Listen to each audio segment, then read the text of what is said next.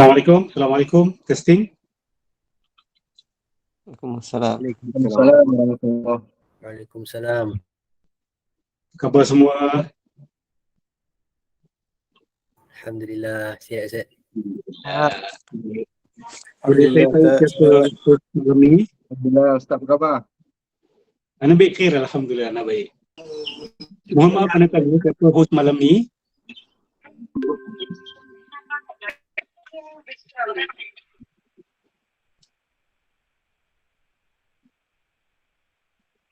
Assalamualaikum. Boleh anda tahu siapa host malam ni?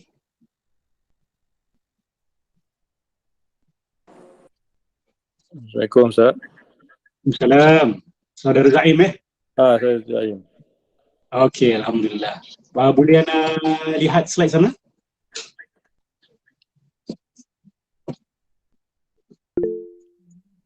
Slide.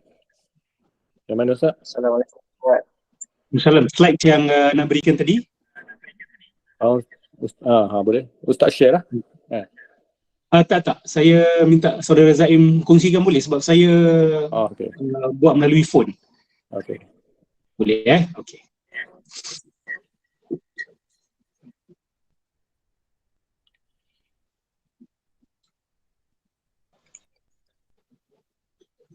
Okay, kita tunggu sebentar sambil saudara kita pancarkan slideshow.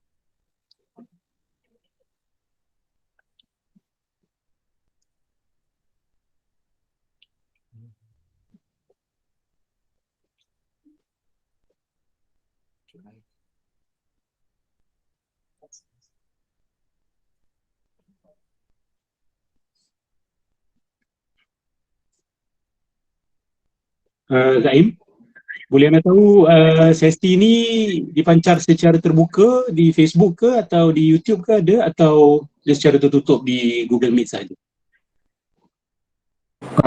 YouTube dengan Facebook Maulana Asli. Okey, baik.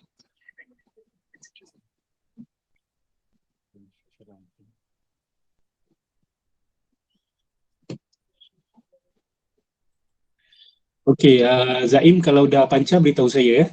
Okey. Alhamdulillah. Baik. Macam mana Zaim? Saya terus mula atau ada mukadimah dulu? Ustaz boleh mula lah. Mula terus ya? Okey, baik.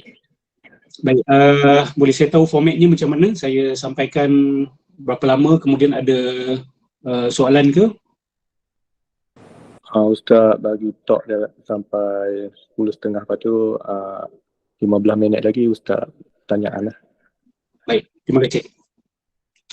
Bismillahirrahmanirrahim. Alhamdulillah wassalatu wassalamu ala Rasulillah wa ala alihi wa sahbihi wa man walah. Kita mulakan majlis dengan nama Allah Subhanahu wa taala. Kita bersaksi bahawa tiada Tuhan melainkan Allah dan baginda Nabi Muhammad sallallahu alaihi wasallam adalah pesuruh Allah. Kita memuji dan memuji Allah Subhanahu wa taala dengan segenap puji-pujian yang selayaknya bagi Allah. Kita mohon kepada Allah untuk menyampaikan salam dan selawat kepada baginda Rasulullah sallallahu alaihi wasallam, pada ahli keluarga baginda Rasul, para sahabat baginda, para tabi'in dan sekalian mereka yang mengikut jejak langkah baginda Rasulullah sallallahu alaihi wasallam hinggalah ke akhir zaman. Assalamualaikum warahmatullahi taala wabarakatuh. Waalaikumsalam warahmatullahi wabarakatuh. Para hadirin, hadirat. Saya berdoa kepada Allah Subhanahu wa taala, pertama dan utamanya Allah berikan saya dan anda semua keikhlasan. Bahawa kehadiran kita pada malam ini adalah untuk memahami dengan lebih lanjut berkenaan dengan ancaman kepada akidah kita, dan saya mohon pada Allah Subhanahu wa taala usaha kita yang tidak seberapa ini termasuk dalam neraca timbangan amal baik kita di akhirat nanti, insya-Allah. Amin ya rabbal alamin. saya dicadangkan berkongsi berkenaan dengan kitab Fadaih Al-Batiniyah yang ditulis oleh Al-Imam Al-Ghazali atau Hujjatul Islam Al-Ghazali. Tapi sebelum itu, saya ingin mengucapkan ribuan terima kasih kepada Maulana Asri dan juga kepada tim teratak hadis kerana menjemput saya untuk menyampaikan berkenaan dengan topik ini.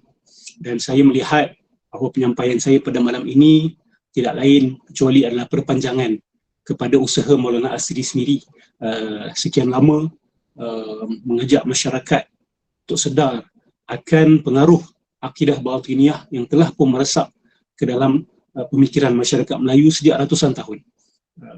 Kalau kita lihat antara buku Maulana yang baru dikeluarkan, iaitu Teguran Suci berkenaan dengan akidah, kan? Ada Teguran Suci berkenaan dengan hadis, Teguran Suci berkenaan dengan akidah. Dan kalau kita lihat dalam kitab terbaru Maulana ini, ada bab khas berkenaan dengan Nur Muhammad, ada isu berkenaan dengan hakikat Muhammadiyah dan sebagainya. Dan ini adalah isu paksi sebenarnya. Apabila kita berbicara tentang gerakan batiniyah, dia tidak terpisah daripada isu Nur Muhammad. Nanti insya-Allah saya akan jelaskan lebih lanjut. Jadi apa yang saya buat pada malam ini tidak lain adalah perpanjangan, just an extension ya, kepada apa yang Maulana juga telah perjuangkan sejak sekian lama, dan juga para ilmuwan dan ulama Melayu kita di tanah Melayu ini. Jadi apa yang saya sampaikan ini termasuklah juga Profesor Abdul Fattah Harun almarhum ya, dan sahabat-sahabatnya, teman-temannya, murid-muridnya. Kenapa saya mulakan begini? Saya nak beritahu bahawa isu batiniyah ini bukan baru dibangkitkan ya, ia sudah dibangkitkan sejak sekian lama di tanah Melayu ini ya. Dan saya mengharap perjuangan ini diteruskan oleh ilmuwan-ilmuwan, para asatizah, kerana kita perlu berganding bahu, tidak kiralah daripada aliran mana pun kita datang. Yang penting kita ahli sunnati wal jamaah, dalam terjemahannya bagaimana sekalipun, kita harus berganding bahu untuk melawan aliran ini, aliran al-batiniyah. Baik, kalau sahabat-sahabat tengok tajuk dia, ini sebenarnya tajuk buku Fadaih Batiniyah, Fadaih Al-Batiniyah wa Fadail Al-Mustazhiriyah. Okey, tapi dikenali sebagai Fadaih Batiniyah sahaja, sebagai ringkasan. Fadaih ni maksud dia apa? Fadaih ni maksudnya tembelang. Kalau dalam bahasa Melayu kita panggil sebagai tembelang ataupun keburukan, kehinaan gerakan batiniyah ini. Okey, jadi buku ini adalah untuk expose, membongkar tembelang batiniyah. Itu bahagian pertama kitab ini. Bahagian yang kedua adalah wa fadail al-mustazhiriyah, dan kebaikan-kebaikan mustazhiri. Mustazhiri ni siapa? Nanti saya akan jelaskan. Jadi keburukan batiniyah dan kebaikan mustazhiriyah. Menarik sebab kalau awak tengok permainan bahasa Imam Al-Ghazali ni indah.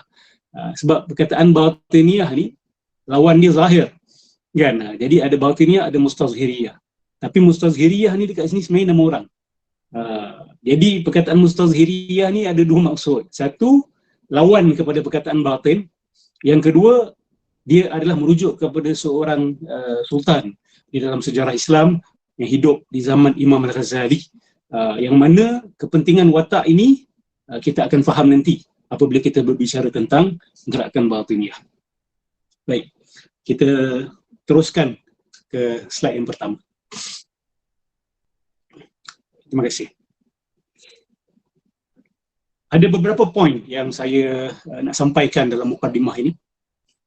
Yang pertama sekali, ini poin yang bagi saya sangat menarik dan sangat perlu untuk kita fahami dan teliti dan juga hargai.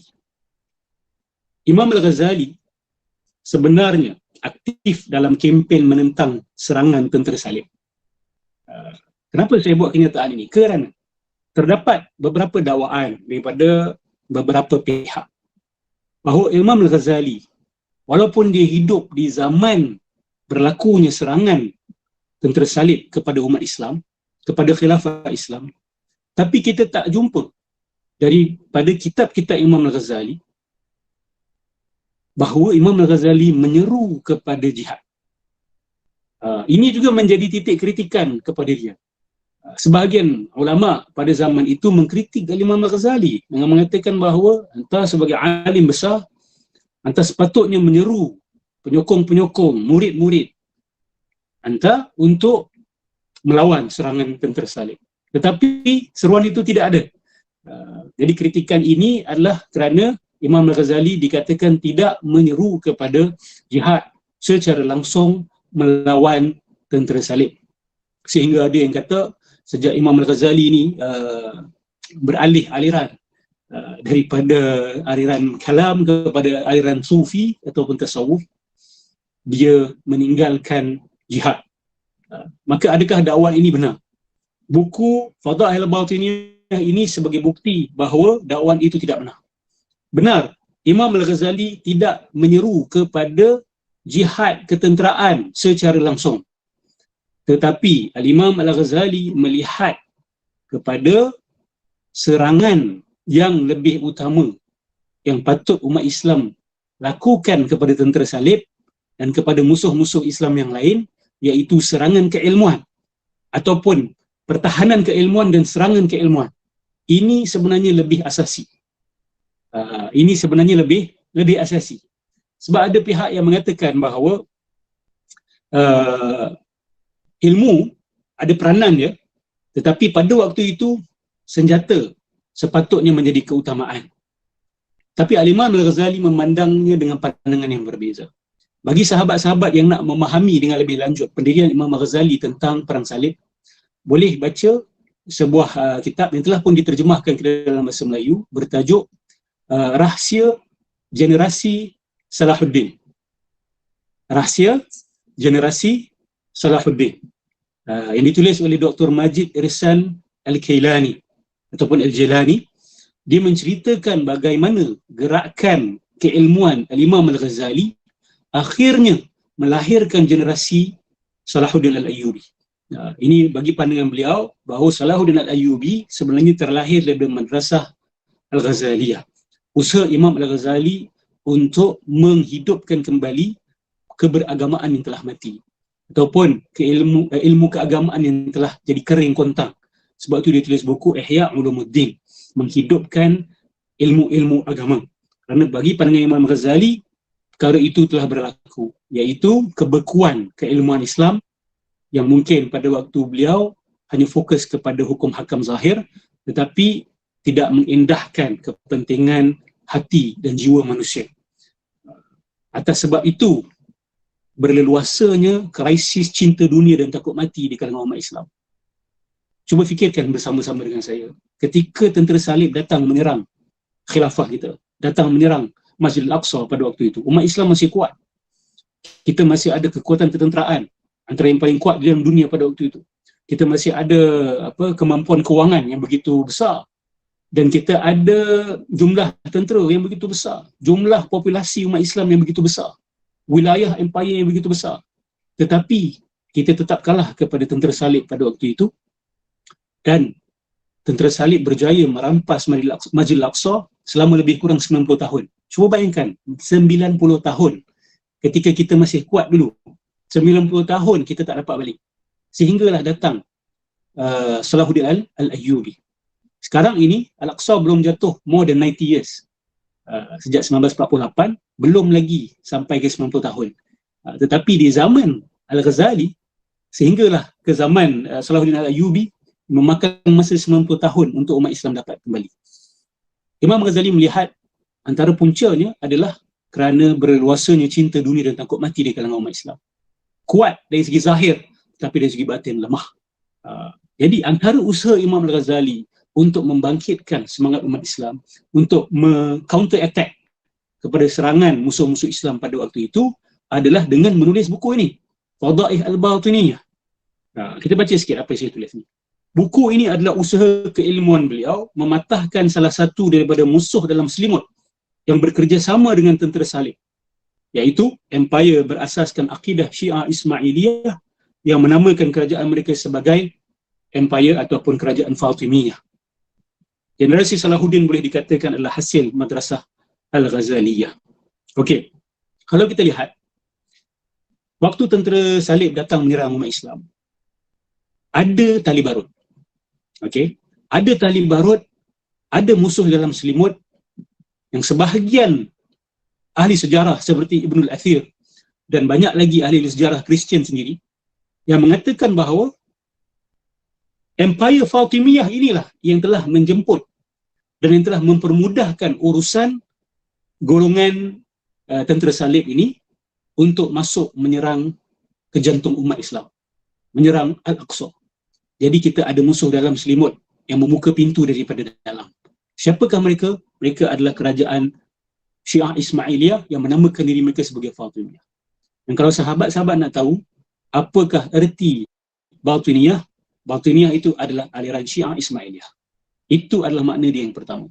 Gerakan Syiah Ismailiyah adalah yang dipanggil sebagai Al-Batiniyah. Bila kita baca kitab-kitab akidah, kitab-kitab Al-Firaq ataupun perbezaan-perbezaan aliran dalam sejarah Islam, kita akan jumpa terma Al-Batiniyah ini. Dan bila kita baca dengan lebih lanjut, kita akan dapati Al-Batiniyah ini yang pertama dan utamanya sekali merujuk kepada aliran Syiah Ismailiyah.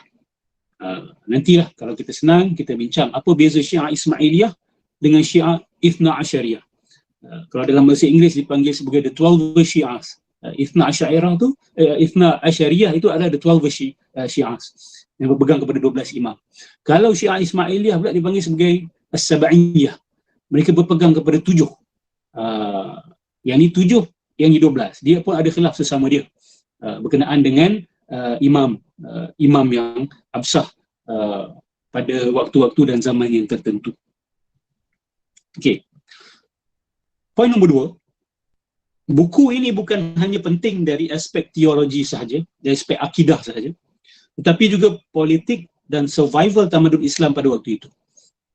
Okey, jadi jangan lihat kitab Fadail Batiniyah ni sebagai satu usaha Imam Ghazali untuk berhujah balas dari segi teologi sahaja. Ini kita boleh katakan sebagai kitab kalam juga ni. Kalam ni maksud dia apa? Kalam, berperspektif saya, yang kami faham, kalam ni adalah satu usaha keilmuan untuk menjawab syubhat dengan penghujahan akal. Okey, dengan penghujahan akal. Khususnya kepada golongan-golongan yang tidak menerima Al-Quran. Khususnya golongan-golongan yang hanya ingin menggunakan dalil akal. Maka orang-orang yang berkecimpung dalam bidang kalam, mereka menggunakan penghujahan kalamiah untuk membalas. Maka kalau kita lihat di dalam kitab Fadail Batiniyah ini, Imam Ghazali tidak banyak menukil daripada ayat Al-Quran. Kalau dia nukil pun, dia setakat nak menunjukkan kesalahfahaman golongan Batiniyah ini dalam memahami Al-Quran. Tapi kebanyakan penghujahan Imam Ghazali ini menggunakan hujah aqliyah, logical argumentation. Logical argumentation. Jadi, dia bukan sahaja survival teologi tetapi survival politik umat Islam. Jadi kita sebagai umat Islam kena faham perjuangan mempertahan akidah ini bukan sahaja perjuangan teori. Okey, bukan sahaja perjuangan yang ada dalam otak, pada lidah, pada tulisan, tapi dia sebenarnya ada terjemahan, ada penjelmaan pada aspek politik. Okey, ada penjelmaan pada aspek politik.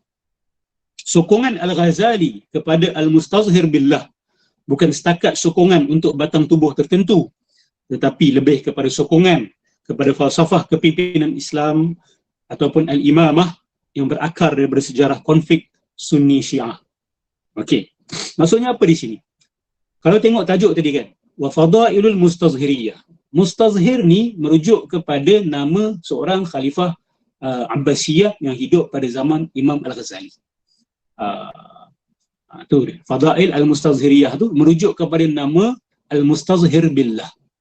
Al-Mustazhir Billah ni adalah seorang khalifah yang hidup pada zaman Imam Al-Ghazali dan dia bermazhab Sunni. Dan Imam Al-Ghazali sedang menyeru umat Islam supaya tinggalkan aliran Batiniyah, lawan kerajaan Fatimiyah dan sokong dan pertahankan khalifah Sunni kita. Dan dia bukan setakat isu apa kita kata isu bermain politik kan. Kita nak menang, nak mengalahkan mereka, ketua kami lebih baik yang ketua kamu. Tidak, dia juga sebenarnya adalah usaha mempertahankan falsafah kepimpinan dalam Islam. Kalau kita baca kitab-kitab akidah, kitab-kitab kalam, walaupun bukan semua, banyak kitab-kitab kalam yang mana bab-bab terakhirnya awak akan jumpa perbahasan berkenaan dengan keimaman ataupun kepimpinan. Perbahasan tentang ketua. Sampai ada yang tanya, kenapa dalam kitab akidah ada isu politik? Ini persoalan yang ramai mungkin dia terlepas pandang. Bila baca kitab akidah, ada isu politik dekat hujung dia. Kenapa? Sebab tak ada maknanya kalau kita hanya berbahas berkenaan dengan teori akidah kita, tetapi tidak ada penjelmaan dan penzahiran pada dunia realiti. Dan tidak ada gunanya kita mengatakan Islam ni hebat, Islam ini kuat, tapi dalam masa yang sama tidak ada kekuatan politik yang boleh mempertahankan dan apa kita kata menyerang balas kepada pihak-pihak yang ingin menghancurkan Islam. Jadi kebenaran Islam itu satu. Kekuatan untuk mempertahankan kebenaran itu juga adalah sangat penting. Jadi atas sebab itu ada bab berkenaan dengan politik di dalam kitab akidah. Dan bukan itu sahaja. Kalau kita lihat sejarah konflik antara Sunni dengan Syiah, sejarah konflik antara Sunni dengan Syiah, dia berkisar kepada apa? Dia bermula, bukan berkisar, minta maaf, dia bermula dan berpunca daripada isu kepimpinan. Dan Syiah tak boleh terima, rata-rata Syiah tidak boleh menerima kepimpinan Sayyidina Abu Bakar As-Siddiq, tidak boleh menerima kepimpinan Sayyidina Umar, tidak boleh menerima kepimpinan Sayyidina Uthman, dan bahkan beberapa aliran Syiah yang mengkafirkan rata-rata sahabat Nabi. Sedangkan Sunni, kami percayai bahawa Rasulullah SAW tidak menentukan Sayyidina Ali radhiyallahu anhu ataupun karamallahu wajhah sebagai khalifah selepas baginda Nabi. Kita sebagai Sunni, kita tidak percaya bahawa penentuan itu ada. Tapi bagi golongan Syiah, mereka mempercayai bahawa ada penentuan daripada Nabi Muhammad SAW. Nabi dah menentukan Sayyidina Ali sebagai pengganti dia. Tetapi dakwaan Syiah bahawa Sayyidina Abu Bakar, Sayyidina Umar, Sayyidina Uthman telah merampas kuasa daripada Sayyidina Ali. Jadi rentetan aliran Syiah ini berpunca daripada masalah itu. Mereka tidak boleh menerima bahawa Sayyidina Abu Bakar, Sayyidina Umar, Sayyidina Uthman dalam dakwaan mereka telah merampas kuasa daripada Sayyidina Ali dan telah melanggar perintah Rasulullah SAW yang mereka dakwa telah diberikan mandat itu telah diberikan kepada Sayyidina Ali untuk dilantik menjadi khalifah selepas baginda. Kita sebagai Sunni tidak percaya perkara tersebut dan kita ada penghujahan kita dan kita ada bukti-bukti untuk menunjukkan bahawa itu tidak berlaku. Tidak berlaku bahawa Nabi SAW menentukan Sayyidina Ali sebagai khalifah. Pujian kepada Sayyidina Ali ada. Begitu juga ada pujian kepada Sayyidina Abu Bakar. Begitu juga ada pujian kepada Sayyidina Umar. Begitu juga ada pujian kepada Sayyidina Uthman. Dan begitu juga ada pujian kepada sahabat-sahabat Nabi yang lain. Baik, jadi kena faham. Dia berpunca daripada konflik politik yang perlahan-lahan, bukan perlahan pun sebenarnya, agak drastik. Selepas tu, dia bercambah menjadi konflik akidah. Ini masalah manusia. Bila ada perbezaan politik, dia kadang-kadang bila dia tak matang, dia akan membesar-besarkan dan memasuk-masukkan perkara yang tak sepatutnya ada. Sebab isu ni highly emotionally charged. Satu konflik ataupun isu yang emotional.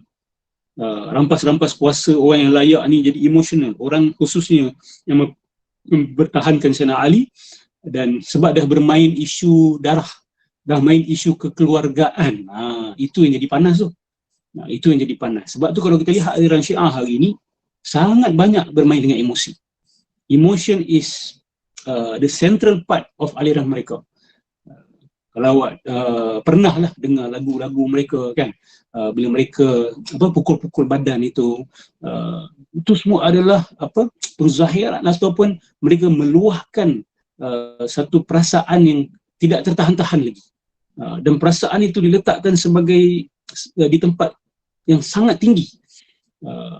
Dan bila dah terlalu emosional, nak berdebat, nak berbincang menjadi payah dan menjadi susah.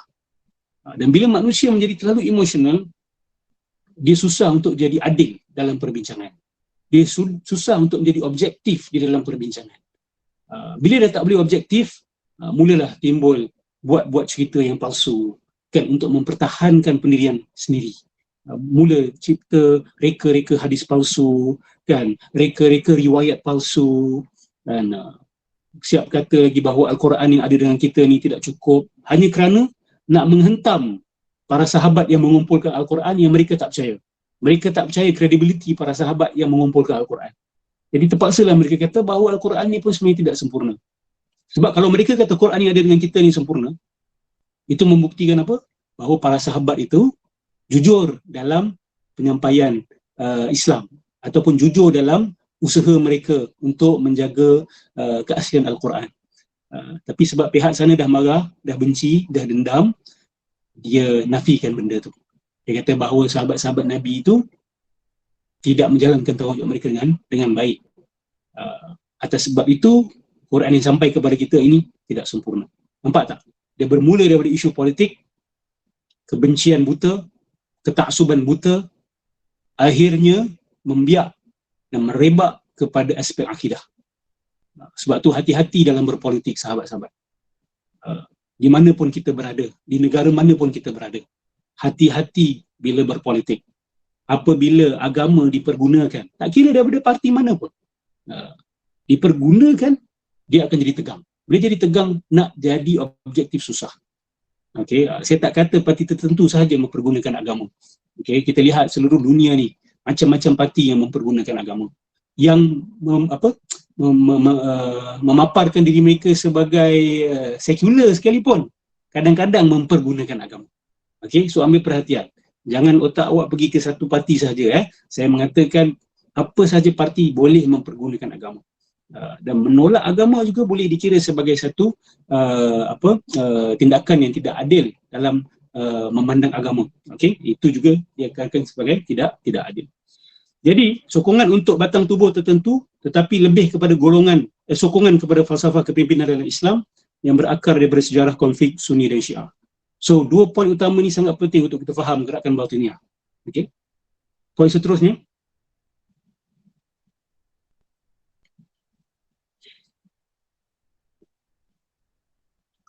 Okey. Bukti-bukti teologi dan sejarah menunjukkan bahawa ada motif yang besar dan jelas untuk kerajaan Fatimiyah menyokong kempen tentera salib pada waktu itu. Okey.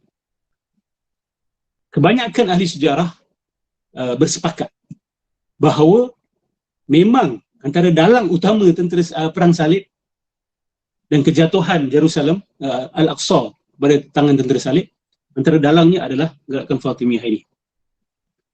Dan kalau kita lihat kepada bukti-bukti teologi, bukti teologi ni apa? Bukti kepada akidah mereka sendiri. Sebab kalau ada pihak yang mempertahankan Fatimiyah ni, dia kata oh Fatimiyah ni tidak bersalah, jangan menyalahkan mereka kerana tentera salib. Tapi kalau kita lihat kepada akidah golongan Batiniyah ini sendiri, secara jelas dia adalah anti kepada Islam. Secara jelas dia adalah usaha untuk mempersenda dan merosakkan Islam daripada dalam. Jadi itu sendiri adalah bukti bahawa gerakan Batiniyah ini ada motif yang begitu jelas dan begitu besar untuk menyokong kempen tentera salib. Di samping ada bukti-bukti daripada pihak sana juga yang mengatakan bahawa mereka bekerjasama dengan Empire Fatimiyah untuk menyerang umat Islam. So bukan saja ada bukti sejarah, tetapi ada juga bukti-bukti teologi. Nanti kita akan baca bersama. Dan awak akan sampai rumusan yang sama dengan saya bahawa orang yang berpegang kepada akidah seperti itu pastilah golongan yang sebenarnya berusaha untuk menjadi api di dalam sekam. Sebab tu hati-hati apabila kita lihat akidah aliran-aliran tertentu ini, kita perlu tanya kenapa mereka memilih akidah itu. Tujuan terakhir mereka apa? Khususnya apabila mereka bersembunyi-sembunyi, kan, berselindung-selindung, berlapik-lapik yang secara melampau untuk menyembunyikan akidah yang sebenar mereka. Di depan cakap lain, di belakang cakap lain, berceramah secara umum lain dia cakap. Tapi apabila dia bersama-sama dengan murid dia yang rapat, cerita lain timbul. Jadi kumpulan-kumpulan seperti ini dah ada sejak dahulu. Dan kumpulan-kumpulan seperti ini biasanya ada niat yang tidak baik. Orang yang ada niat baik tidak akan melakukan begitu. Poin keempat. Perpecahan masyarakat manusia biasanya bermula daripada perpecahan teologi akar. Maka kesejahteraan dan kesepaduan akidah adalah perlu untuk memastikan kestabilan dalam negara-negara Islam. Kerosakan akidah akar boleh membawa kepada krisis keselamatan. Bukti adalah kerajaan Fatimiyah ini sendiri. Mereka bermula sebagai gerakan akidah batiniyah yang akhirnya mendapat kuasa dan melakukan perbuatan-perbuatan pembunuhan, assassination attempts yang mereka buat banyak kali sehingga khalifah-khalifah pada waktu itu begitu bimbang. Sebab golongan batiniyah ini dia nak dapat kuasa, antara modus operandi dia, cara dia adalah dengan melakukan membayar pembunuh upahan, assassination, pelakon assassination kepada khalifah-khalifah Islam ataupun sultan-sultan Islam yang bermazhab Sunni. Antaranya yang kena adalah khalifah Nizamul Mulk ataupun Sultan Nizamul Mulk. Nizamul Mulk ni adalah orang yang bertanggungjawab mengangkat Imam Al-Ghazali menjadi dean ataupun profesor di Universiti Nizamiyah. Dan Nizamul Mulk sendiri dibunuh oleh geng-geng batiniyah ni. Jadi diorang ni ada ancaman keselamatan. Dia bukan sekadar akidah dia mengancam akidah kita, tetapi mereka juga membawa ancaman keselamatan. Bismillah.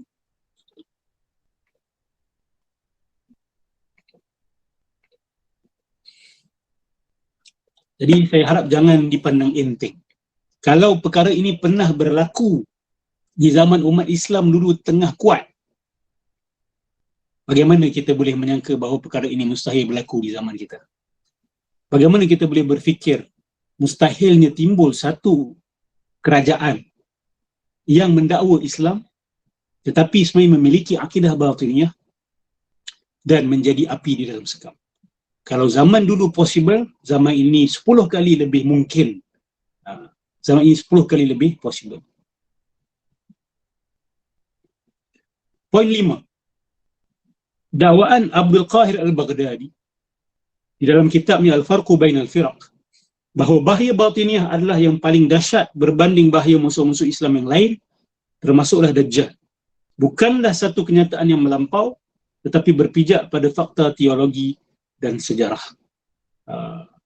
Kalau buka buku Al-Farqu Bainal Firaq, awak akan jumpa kenyataan ini daripada Abdul Qahir Al-Baghdadi, seorang ulama ilmuwan yang pakar dalam aliran-aliran yang berbeza di dalam Islam. So dia kata gerakan batiniyah ini lebih teruk daripada Dajjal. Lebih besar bahayanya daripada Dajjal. Kenapa? Kerana dia kata Dajjal ni kat dunia tak lama pun. Dan dia punya mangsa tu tidaklah berapa ramai. Tetapi gerakan batiniyah ni dia ada sejak ratusan tahun dan begitu ramai telah menjadi mangsanya. Begitu ramai telah menjadi mangsanya. Dan musuh-musuh Islam yang lain rata-ratanya menyerang Islam secara gentleman, secara terbuka. Mereka tak setuju, mereka kata mereka tak setuju. Mereka benci, mereka kata mereka benci. Tapi gerakan batiniyah ni menggunakan strategi yang berselindung-selindung. Ya, mereka kata mereka Muslim, mereka cintakan Allah, cintakan Rasul, cintakan ahli bait Nabi SAW, cintakan para sahabat Nabi. Tetapi hakikatnya mereka membenci agama ini. Mereka tidak gentleman. Mereka memakai dua topeng. Sebab tu musuh yang mengaku dia musuh kita lebih kurang bahayanya daripada musuh yang di depan dia mengaku dia kawan kita, tetapi di belakang sebenarnya dia ingin menghancurkan pegangan kita dan menghancurkan kita. Poin nombor 6 seterusnya. Ini belum masuk dalam kitab tapi mukadimah ni saya anggap perlu. Nombor 6, Al-Hakim bi amrillah, memperguna falsafah Neoplatonisme untuk mendakwa dirinya sebagai jelmaan Tuhan dan Mahdi pada zaman itu. Falsafah Logos ataupun First Intellect yang diubah nama kepada Nur Muhammad ataupun Al-Haqiqah Al-Muhammadiyah, awak boleh tambah di situ, ataupun Al-Haqiqah Al-Muhammadiyah, berada pada asas dakwaan si Al-Hakim bi amrillah ni. Al-Hakim bi amrillah ni adalah seorang sultan yang dianggap sebagai gila. Okay, the Mad Sultan. Sampai di barat pun dia terkenal sebagai the Mad Sultan, sultan gila. Kerana apa? Sebab dia sangat zalim. Dia sangat zalim, tapi dalam masa yang sama dia ni suka kepada kajian. Sebab tu orang panggil dia mad. Sebab dia ada sisi yang pelik-pelik. Dia mengaku sebagai jelmaan Tuhan. Dalam masa yang sama dia banyak bunuh umat Islam. Dia ni macam diktator. Bila dia masuk ke satu tempat, orang diminta untuk sujud. Tapi dalam masa yang sama, dia juga membina Baitul Hikmah.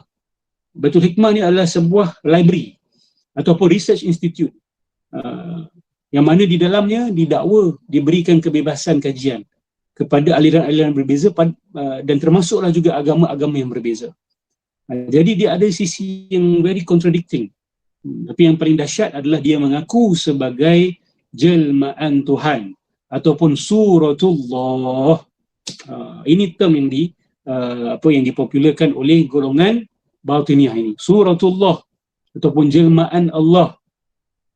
Dan mereka juga menggunakan konsep Allahut fin nasut. Allahut ni apa? Ketuhanan di dalam kemanusiaan. Maksud di Al-Hakim bi Amrillah ni hakikatnya dia Tuhan. Tapi jelmaan Tuhan itu adalah pada bentuk kemanusiaan Al-Hakim bi Amrillah ini. Nampak tak? Jelmaan konsep Nur Muhammad, hakikat Muhammadiyah, yang asal nama ni dipanggil sebagai Logos dan First Intellect, akhirnya membawa kepada penuhanan manusia. Akhirnya membawa kepada menuhankan manusia. Dan falsafah ini masih lagi ditunggang sampai ke hari ini untuk menuhankan manusia. Bagi siapa yang mungkin pernah baca sejarah agama Kristian, ya, kalau belum baca, saya cadangkan boleh cari buku-buku Ustaz Ahmad Ikram. Ya. Ustaz Ahmad Ikram, buku dia warna biru berkenaan dengan Jesus. Dia ada perkataan, saya lupa exactly tajuk buku tu, cari buku-buku Ustaz Ahmad Ikram, ada satu berkenaan dengan Kristian, sejarah Kristian. Dia ceritakan dalam buku-buku sejarah dan buku-buku falsafah bahawa di Council of Nicaea, ya, persidangan Nicaea pada tahun 325, di situlah mulanya golongan Kristian menuhankan Nabi Isa secara rasmi, sehingga menjadi state creed ataupun akidah kerajaan. Dan perkara itu berlaku 325 selepas Nabi Isa diangkat. Cuba bayangkan 300 lebih tahun mereka tak clear tentang status Nabi Isa ni. Dia ni siapa? Dia Tuhan ke? Dia ni sebahagian Tuhan, sebahagian manusia ke? Ataupun dia ni dua-dua sekali dalam masa yang sama. Dia adalah Tuhan dan manusia dalam masa yang sama. Maka di dalam persidangan itu mereka merumuskan, mereka punya padri-padri, ulama-ulama mereka merumuskan bahawa Jesus Christ is fully man and fully God. Dia adalah Tuhan sepenuhnya dan manusia sepenuhnya. Di sini datang teori ataupun konsep yang dipanggil sebagai hypostatic union. Penyatuan dua tabiat, iaitu tabiat ketuhanan ataupun penyatuan dua zat. Zat Tuhan dan zat manusia dalam satu diri. Itu dipanggil sebagai hypostatic union. Sebab tu kalau awak tanya orang Kristian, dia akan kata Jesus is fully God and fully man. Dia adalah Tuhan sepenuhnya dan dia juga adalah manusia sepenuhnya. Dan teori apakah yang akhirnya merosakkan agama Kristian yang dulunya tak ada benda-benda ni? Tak ada. Nabi Isa tak pernah ajar perkara ni. Tapi pada tahun 325, tiba-tiba menjadi begitu.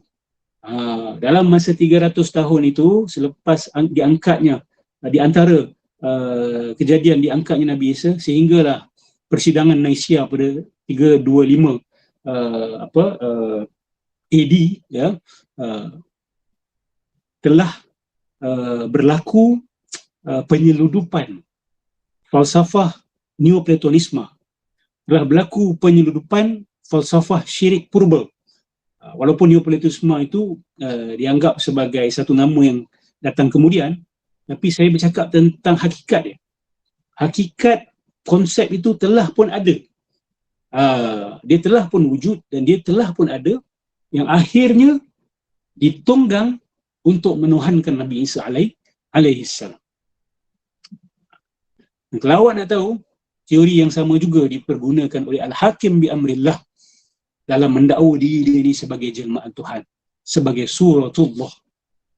Okay? Dia juga mempergunakan teori Neoplatonisme, konsep Logos, konsep First Intellect, dan konsep Nur Muhammad, mengatakan bahawa dia ni adalah jelmaan Allah Subhanahu Wa Taala, dan dalam masa yang sama dia juga adalah Imamul Mahdi. Pelik bagi orang yang tak pernah dengar ni, macam pelik nak melihat perkaitan. Kalau awak nak tahu, ada lagi orang dalam dunia sekarang ni yang dianggap sebagai ilmuwan yang duk sibuk bercerita bahawa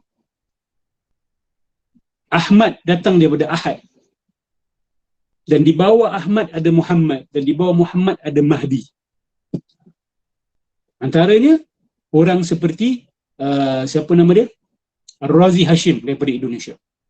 Kena sebut nama, memang patut sebut nama supaya diberikan perhatian. Orang ini kalau awak tengok beberapa videonya di internet, dia ada sebut cerita tentang Ahad, Ahmad, Muhammad, Mahdi. Ahad itu siapa? Ahad itu Allah. Di bawah Ahad adalah Ahmad. Dan dia ada membawa satu hadis palsu yang cukup buruk bunyinya, mana dia mendakwa Rasulullah SAW bersabda, Ana Ahmad bila mim. Aku adalah Ahmad tanpa mim. Iaitu aku adalah Ahad, merujuk kepada Allah Subhanahu wa taala. Wa ana Arabi bila ain. Aku adalah ana Arab bila ain. Aku adalah Arab tanpa ain. Maksud dia apa?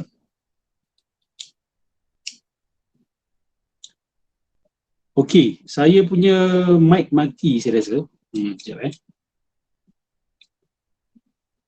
Ke saya tak buka daripada tadi? Ya Allah. Minta maaf. Clear tak? Kalau okey, English better. Tadi saya perasan tu dia betul. Sekarang ni dengar tak? Clear? Clear tak? Clear. Tadi clear ke sekarang lagi clear? Dia. Sama je. Sama. Tadi clear. Tadi pun clear, Ustaz. Oh, okey, baik. So saya teruskan Boleh. Baik. Jadi Al-Hakim bi amrillah. Okey, saya tengah cerita apa tadi. Ahad, Ahmad, Muhammad, Mahdi. Jadi Ar-Razi Hashim membawa satu hadis palsu yang cukup buruk bunyinya, cukup biadab bunyinya. Aku adalah Ahmad tanpa mim, iaitu Ahad, dan aku adalah Arab tanpa ain, iaitu Rabb. Okey. Ni awak tak akan jumpa dalam mana-mana kitab hadis, awak hanya akan jumpa di dalam kitab sihir yang mendakwa sebagai kitab tasawuf. Kitab tasawuf, tapi ada kitab sihir yang mendakwa sebagai kitab tasawuf. Awak hanya akan jumpa di dalam kitab itu. Saya tak perlu sebut nama kitab tersebut, because saya bimbang nanti orang cari, orang pergi amal pula dalam buku tu ada apa. Jadi fahamkan the central issue, kenapa isu ini relevan, sebab masih ada di zaman kita. Kalau awak nak tahu, ajaran Ahmad Laksmana, hakikat insan di Kelantan itu adalah berasaskan kepada teori yang sama yang digunakan oleh Al-Hakim bi amrillah. Entah macam mana boleh masuk ke tanah Melayu, saya pun tak berapa pasti. Tetapi sampai dah. The exact teori yang Al-Hakim bi amrillah gunakan untuk menuhankan diri dia telah sampai ke tanah Melayu. Nombor 7. Hujjah balas terperinci oleh Al-Ghazali adalah dalam buku-bukunya yang lain, seperti Milhatkun Nazar, Mi'yarul Ilm, Al-Qistas Al-Mustaqim, Al-Mustasfa dan sebagainya. Kalau awak baca kitab Fadha'il Batiniyah ni, dia bukan kitab kalam standard paling tinggi. Dia kitab kalam yang kita boleh katakan sebagai awam. Orang awam pun boleh baca. Maksud dia baca terjemahan ni lah. Bila baca terjemahan dia, orang awam pun boleh get some idea. Dan Imam Ghazali disebut dekat dalam mukadimahnya, dia tulis buku Fadha'il Batiniyah ini adalah bukan secara terlalu akademik dan bukan juga terlalu simple. Dia mencari jalan tengah supaya orang alim pun boleh dapat manfaat dan orang awam pun boleh dapat manfaat. Tapi bagi siapa yang nak penghujahan yang lebih detail, penghujahan yang lebih mendalam, penghujahan yang lebih padu, awak kena cari buku-buku lain Imam Ghazali seperti Milhatkun Nazar, Mi'yarul Ilm, Al-Qistas Al-Mustaqim, Al-Mustasfa dan sebagainya. Di dalam kitab ini dia memperincikan hujahan balas ke atas golongan Batiniyah ini. Mungkin awak akan tanya, kenapa Imam Ghazali tulis banyak sangat buku nak lawan geng Batiniyah ni, Ustaz? Siapa duk layan dia orang ni? Teori-teori tu duk merapu, duk merepek. Kan? Siapa yang layan? Jadi kenapa kita nak entertain dia orang? Jangan underestimate mereka. Jangan. Ya, memang idea mereka merapu dan merepek. Tetapi jangan awak underestimate ataupun apa kita kata pandang rendah kepada kemampuan manusia untuk memperbodohkan diri dia sendiri. Untuk menelan ciri-ciri yang bodoh. Jangan underestimate benda tu. Awak mungkin belajar agama, awak terfikir, tak mustahil lah, kami akan terkesan dengan idea-idea bodoh macam ni. Tapi ramai orang terkesan. Cuba bayangkan satu agama besar dunia terjadi kerana falsafah batiniah ni. Dan gerakan ini masih hidup dan masih kuat dan memakai topeng-topeng yang berbeza. Nanti saya akan ceritakan mereka gunakan topeng apa hari ini. Batiniah ni masih up and alive. They are still alive and kicking, kita kata. Masih aktif lagi. Masih sangat cergas dan sangat giat melakukan kerja mereka. Jadi bagi siapa yang nak mendalam lagi, nak nak buat tesis masters ke, nak buat tesis PhD ke, awak boleh rujuk buku-buku ini dan awak akan dapati bahawa sebenarnya buku-buku ini juga adalah termasuk hujah balas Imam Ghazali kepada Batiniyah. Baik. Poin nombor 8, serangan utama Batiniyah sebenarnya adalah serangan pada epistemologi Islam. Epistemologi ni apalah pula? Dan epistemologi ini adalah satu cabang ilmu yang membahaskan berkenaan dengan apakah itu ilmu dan apakah sumber-sumber ilmu yang boleh dipercayai. Nah, itu epistemologi. Contoh, boleh tak kita percaya dapatan mata kita? Indera kita, boleh tak kita percayai dapatan indera kita? 100%. Boleh tak kita percayai dapatan akal kita? Sebab akal manusia boleh salah. Kan, boleh tak kita percaya kepada dapatan indera kita? Sebab indera kita pun boleh salah. Kalau macam itu kita nak percaya apa? Wahyu betul, sempurna. Tapi kefahaman manusia kepada wahyu tidak sempurna. Ini perbahasan-perbahasan dalam ilmu epistemologi. Ini dipanggil sebagai masadirul ilm. Dan ini ada dibahaskan di dalam ilmu akidah. Kalau awak buka kitab Aqaid An-Nasafiyah, itu antara perbahasan pertama dia. Dia bertanya, dan dia bukan bertanya, dia mengisbatkan bahawa manusia ada kemampuan untuk mengetahui hakikat sesuatu perkara. Sebab geng Batiniyah ni dan geng Sufasta'iyah ni, lagi satu geng pula, dia sekepala dengan geng Batiniyah ni, dia kata bahawa manusia ni tidak tahu dan tidak boleh mengetahui kebenaran. Sebab kelemahan kita ni, kita anggap sesuatu tu benar tapi hakikatnya tidak benar. Dia bercampur aduk dengan kepercayaan-kepercayaan palsu dan sebagainya. Jadi dia menggunakan dakwaan itu untuk merobohkan kepercayaan manusia kepada indera dia dan juga kepada akal dia. Ada yang sampai melampau, dah melampau pun dia orang ni, tapi ada yang melampau dalam melampau. Dia dah melampau, dia melampau lagi sampai menafikan wahyu juga sebagai sumber ilmu. Geng Batiniyah ni dia tak berani nak nafikan wahyu sebagai sumber ilmu. Tetapi hakikatnya itu yang dia nak sampaikan. Cuma dia kata bahawa kita tak boleh percaya akal manusia, kita tak boleh percaya indera manusia. Yang kita boleh percaya hanyalah ajaran daripada guru yang maksum. Ajaran daripada imam yang maksum. Ajaran daripada tok wali yang maksum. Ajaran daripada kutub, wali kutub yang maksum. Mereka saja yang boleh menjadi sumber ilmu yang benar. Fikir-fikir ni semua tak main. Kan? Teks pun tak boleh pakai. Teks Quran Sunnah pun mereka kata tak boleh pakai. Sebab teks Quran Sunnah tu hanya difahami oleh imam-imam ini. Hanya boleh difahami oleh wali-wali ini. Orang awam, orang biasa baca Quran dengan Sunnah tak akan boleh faham. Sebab mereka dakwa Allah dan Rasul menggunakan bahasa kiasan. Semua yang ada dalam Quran tu bahasa kiasan. Awak jangan pula lepas ni, jadi semua yang kata ada bahasa kiasan dalam Quran ni Batiniyah lah Ustaz. Tak. Kita ahli sunnah wal jamaah pun percaya ada bahasa kiasan dalam Al-Quran. Tak kiralah awak Hanabilah ke, awak Asy'ariyah ke, kita semua sepakat ada bahasa kiasan dalam Al-Quran. Ada bahasa kiasan dalam hadis Nabi SAW. Bukti, Allah pernah kata dalam sebuah hadis qudsi, aku sakit, kau tak ziarah aku pun. Kan? Allah bercakap macam tu. Kan? Jadi manusia bertanya, macam mana Allah boleh sakit? Kan? Lepas tu Allah respon dalam dialog hadis qudsi itulah. Allah respon dengan mengatakan, hamba aku sakit tapi kau tak ziarah. Kan? Asalnya Allah kata apa? Aku sakit tapi kau tak ziarah. Tapi hakikat sebenarnya Allah nak sampaikan adalah hamba aku sakit tapi kau tak ziarah. Kenapa Allah kata diri dia pula yang sakit? Dia nak menunjukkan kasih sayang dan empati. Seolah-olah macam kalau hamba aku sakit, Seolah-olah aku sakit. Seolah-olah saya kata sebab Allah guna perkataan aku sakit itu. Tapi jangan ambil secara zahir. Awak ambil secara zahir, habis. Akidah awak roboh.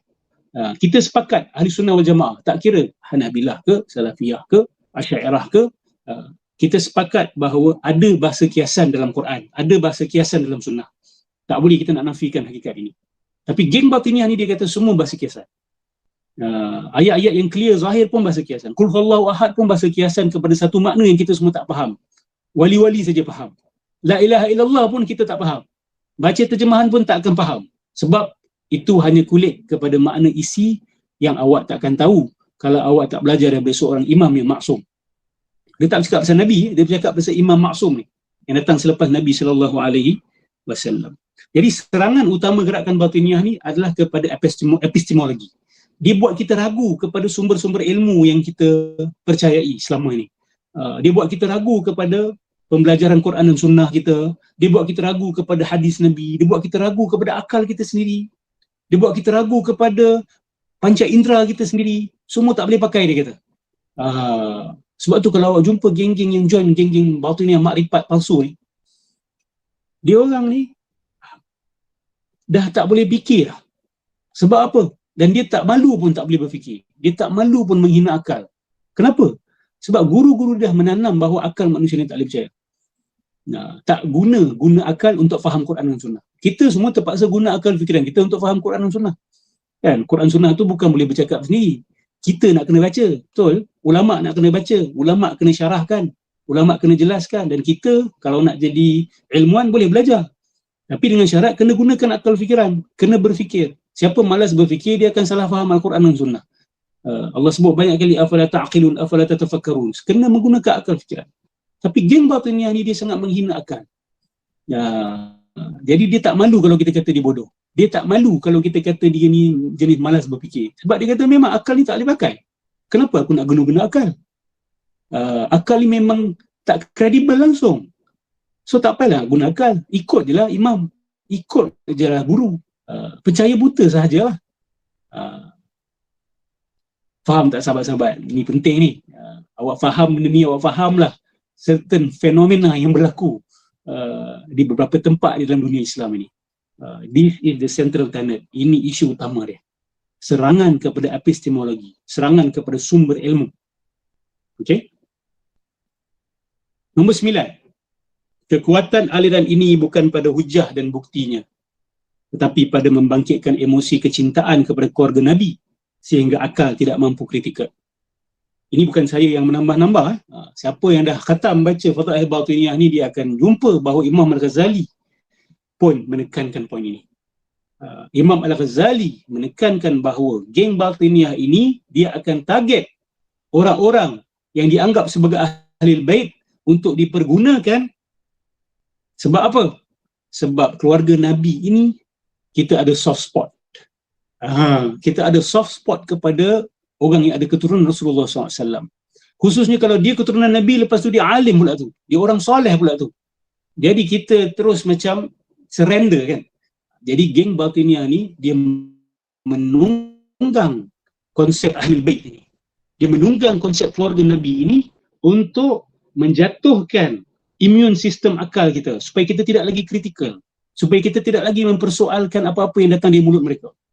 Bila mereka berjaya canangkan ini ahli bait Nabi, dia orang soleh, dia wali, hang tak mau nak pandai-pandai kritik dia, engkau siapa? Nampak? Sebab tu ramai orang terpengaruh, ramai orang kalah dan lemah lutut apabila dikatakan ini keturunan Nabi dan ini wali. Of course lah kita akan tengok diri kita, aku ni siapa, aku ni bukan siapa-siapa. Dan kita memang diperintahkan untuk muliakan keluarga Rasulullah SAW. Kan Nabi telah meninggalkan kepada kita dalam sebahagian riwayat Al-Quran wa itrati. Kan, ini hadis yang sahih bahawa Rasulullah SAW pernah bersabda, aku meninggalkan untuk kamu dua perkara, kalau kamu pegang sungguh-sungguh kamu tidak akan sesat. Ada versi yang mengatakan Quran dan Sunnah. Ada versi yang mengatakan Quran dan Ahlul Bait Rasulullah SAW. Kefahaman saya adalah kita kena gabungkan benda ni. Kalau awak boleh jumpa pada diri seorang Ahlul Bait yang menggabungkan Al-Quran dan Sunnah dengan kefahaman Ahli Sunnah wal Jamaah, peganglah mereka. dengan kesungguhan. Tetapi jikalau orang yang mendakwa sebagai ahli bait tidak selari pegangan dengan Al-Quran dan Sunnah, itu bukan yang dimaksudkan oleh Rasulullah sallallahu alaihi wasallam. Maksudnya cari ahli bait Nabi sallallahu alaihi wasallam yang berpegang kepada Al-Quran dan Sunnah. Dan kalau jumpa ahli bait yang macam tu, letakkan mereka di atas kepala kita. Maksud dia yang menjaga akidah ahli sunnah wal jamaah, yang akhlak dia berdasarkan ahli sunnah wal jamaah, fiqahnya juga berdasarkan ahli sunnah wal jamaah, soleh orangnya, jujur orangnya, tidak membawa khurafat, bid'ah, duk merapu sana merapu sini. Pegang orang macam ni. Pegang orang macam ni. Jadi jangan pandang dua hadis ni sebagai bercanggahan. Tidak. Rasulullah menyampaikannya dalam konteks yang berbeza. Ada juga yang mensyarahkan Al-Quran wa itrati, Al-Quran dan ahli bait aku, dengan erti kata take care, jaga keluarga aku. Sebab Nabi ada sebut dalam Allah ada cerita tentang Rasulullah SAW dalam Al-Quran. Nabi tak minta apa-apa daripada umat dia. Nabi hanya minta apa? Illal mawaddata fil qurba. Aku tak minta kamu bagi aku duit, bayar gaji kepada aku. Tak. Aku minta satu je. Kau sayang keluarga aku. Kau jaga keluarga aku. Kalau itu permintaan kekasih kita, kita jagalah. Kita sayanglah keluarga ni. Tapi sayang kepada keluarga Nabi bukan bermakna meletakkan mereka pada makam Nabi SAW. Sayang kita kepada keluarga Nabi SAW bukan bermakna mereka menjadi sumber agama kita. Sebab mereka juga perlu diukur dengan Al-Quran dan Sunnah Nabi SAW. Mereka juga perlu diukur dengan ajaran Nabi SAW. Hanya kerana ada darah baginda Nabi SAW tidak memaksumkan seseorang. Tetapi inilah krisis yang dihadapi oleh umat Islam hari ini. Dan inilah krisis yang dieksploitasi, yang ditunggang oleh golongan batiniyah ini. Dia gunakan emosi kecintaan kita kepada keluarga Nabi SAW untuk membuatkan critical mind kita jatuh. Bila critical mind kita dah jatuh, mereka boleh suntik apa sahaja akidah khurafat yang mengarut, yang merosakkan, dia boleh suntik. Sebab kita punya critical mindset dah jatuh. Kita dah tak ada immune system. Macam badan dah tak ada immune system, apa saja virus boleh masuk. Jadi dia jatuhkan dulu immune system kita. The immune system manusia yang paling utama adalah akal fikiran dia. Orang yang mungkin tak pernah baca Quran tapi fikiran dia waras, dia boleh berfikir dengan baik, InsyaAllah akan lebih susah untuk disesatkan. Dan kalau dia baca Quran, insya-Allah dengan berfikir dengan baik, dia akan terpandu kepada hidayah Allah Subhanahu Wa Taala. Jadi geng batiniyah ni diserang akal. Macam mana serang akal? Dengan bermain emosi. Emosi ni bila dah masuk, akal kita jadi terganggu. So hati-hati sahabat-sahabat. Okay? Jangan kerana kita faham isu ni, kita jadi pembenci ahli bait pula. Itu lagi satu masalah. Okay? Itu lagi satu masalah. Kita tidak diperintahkan untuk membenci ahli bait Nabi SAW. Kita diperintahkan untuk cinta kepada mereka. Tetapi cinta bukan cinta buta. Cinta kita kepada mereka adalah perpanjangan kepada cinta kita kepada Nabi SAW. Dan kita cinta kepada mereka kerana Nabi SAW perintahkan kita. Dan kita cinta kepada mereka apabila mereka mengikut sunnah Nabi SAW. Kerana dalam diri mereka ada darah Rasulullah SAW. Kecintaan kita kepada mereka adalah berdasarkan itu. Not more than that. Not more than that. Poin nombor 10. Okay, nama dia orang ni apa? Yang batiniyah ni dalam sejarah keilmuan Islam, mereka dikenali dengan berbagai nama. Tapi yang paling popular adalah Al-Batiniyah. Kadang-kadang ada ulama tak guna istilah Batiniyah, dia guna istilah Ismailiyah. Ada pula guna istilah At-Ta'limiyah. Ini semua merujuk kepada geng yang sama. Okey. Batiniyah, nanti kita jelaskan kenapa terma Batiniyah ni digunakan. Ismailiyah ni siapa? Tadi kita sebut bahasa Syiah Ismailiyah. In contrast to Syiah Ithna Asyariyah. Syiah Imam 12. Yang ini Syiah yang berimamkan Ismail. Ismail ni siapa? Okey. Kalau kita rujuk kepada susur galur imam-imam Syiah Ismailiyah ni, dia bermula daripada Sayyidina Ali, kemudian turun kepada Al-Hasan, turun kepada Al-Husain, Sayyidina Husain, turun kepada As-Sajjad, lepas tu turun kepada Al-Baqir, lepas tu turun kepada Ja'far As-Sadiq. Ja'far As-Sadiq tu nombor 6. Nombor 6. Dan Ja'far As-Sadiq ni ada beberapa anak. Salah seorang nama anak dia adalah Ismail bin Ja'far As-Sadiq. Ismail. Lagi satu anak dia dipanggil sebagai Musa Al-Kazim. Musa Al-Kazim ataupun Musa bin Ja'far As-Sadiq. Okey. Jadi Syiah 12 ni dia pecahan daripada situ. Dia orang pergi ikut Musa Al-Kazim punya line. Jadi keturunan Musa Al-Kazim itu sampailah, kalau bila kira daripada Sayyidina Ali sampailah ke bawah 12 itu, itulah dipanggil sebagai Syiah 12. Okey. Syiah Ismailiyah dia tak mengikut jalan Musa Al-Kazim. Dia mengikut abang Musa Al-Kazim, iaitu Ismail bin Ja'far As-Sadiq. Dia kata inilah imam yang hilang. Selepas tu dia hilang, dia bersembunyi, ataupun anak dia, dia orang hilang dan dia akan keluar balik nanti di akhir zaman sebagai Imamul Mahdi. Sebab tu dia orang panggil diri mereka sebagai Sab'iyah, ataupun yang berpegang kepada 7 imam. Bukan 12 imam tetapi 7. 7 tu siapa? Sayyidina Ali, Sayyidina Hasan, Sayyidina Hussein, As-Sajjad yang mereka gelar sebagai As-Sajjad, Al-Baqir, Muhammad Al-Baqir, kemudian Musa Al-Kazim, Ja'far As-Sadiq, kemudian Ismail bin Ja'far As-Sadiq. Mereka menisbahkan aliran mereka kepada nama Ismail ini. Sebab tu mereka digelar sebagai Al-Ismailiyah. Okey? Saya harap sedikit sebanyak fahamlah. Oh, ni baru 4 slide ni. Saya buka mungkin 1-2 soalan dulu sebelum saya teruskan. Takut awak penat pula dengar suara saya berterusan ni. Silakan, kalau ada 1-2 soalan boleh tak, Azim? Ya. Assalamualaikum, Ustaz. Waalaikumsalam warahmatullahi. Saya Firdaus di Indonesia, Ustaz. Ya. Ya. Nak tanya, Ustaz. Sebenarnya kalau kita baca kitab Hakaza Zahara Jilul Salahuddin Wa'adatul Quds karya Ihsan Al-Kilani ini, kita akan jumpai bahwa peran-perannya Al-Imam Al-Ghazali dalam mengembalikan Al-Quds. Di situ tampak bagaimana usaha Imam Al-Ghazali terkait dengan hal ini di tanah Melayu, Malaysia, Indonesia.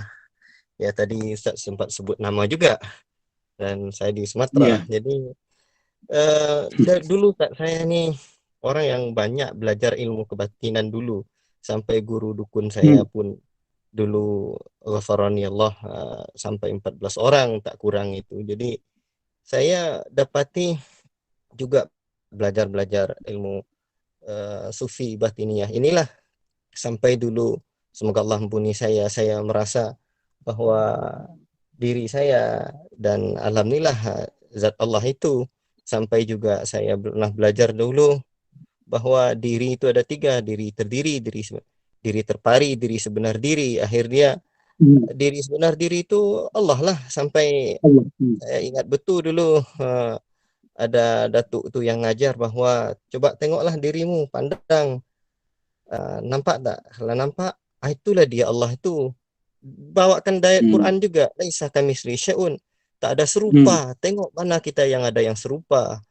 Jadi saya melihat memang melampau sangatlah batiniyah ini. Alhamdulillah Allah kasih saya hidayah dengan belajar ni tauhid. Pertanyaan saya, Ustaz, dengan pemikiran Al-Imam Ghazali, kitab-kitab Imam Ghazali, terutama Ihya Ulumuddin, Mau'izatul Mu'minin, dan yang lain-lainnya di tanah Nusantara ini juga dipakai di mana-mana tempat.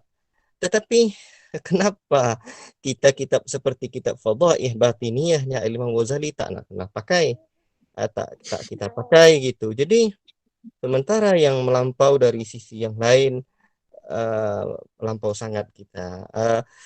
Pertanyaan saya ini apa mau betul? Saya juga pernah tengok ada yang sebut bahwa Islam sampai awal ke tanah Melayu, tanah Nusantara ini adalah Islamnya Syiah. Jadi apa betul dan bagaimana sisi-sisi ini, Ustaz? Mungkin itu dari saya dulu, Ustaz. Mohon pandang. Masya-Allah. Cukup gembira ada sahabat kita daripada jauh dan memberikan perkongsian pengalaman yang cukup berharga. dan komentar yang bagi saya dalam menunjukkan bahawa sahabat kita ini benar-benar telah berpengalaman dalam aliran ini. Saya ucapkan ribuan terima kasih, dan saya juga melihat kita berkongsi masalah yang sama, berkongsi masalah yang sama, ialah apa saja yang berlaku di sana berlaku juga di sini, banyak perkara begitu, dan saya daripada Singapura, dan kita tahu di Singapura juga ada aliran batiniah yang tidak berbeza dengan apa yang berada di Indonesia dan apa yang berada di Malaysia. Bahkan kitab Hakikat Insan itu waktu saya kecil saya pernah lihat, saya pernah lihat di rumah-rumah orang tertentu. Jadi sampai daripada Kelantan tu sampai ke Singapura. Baik.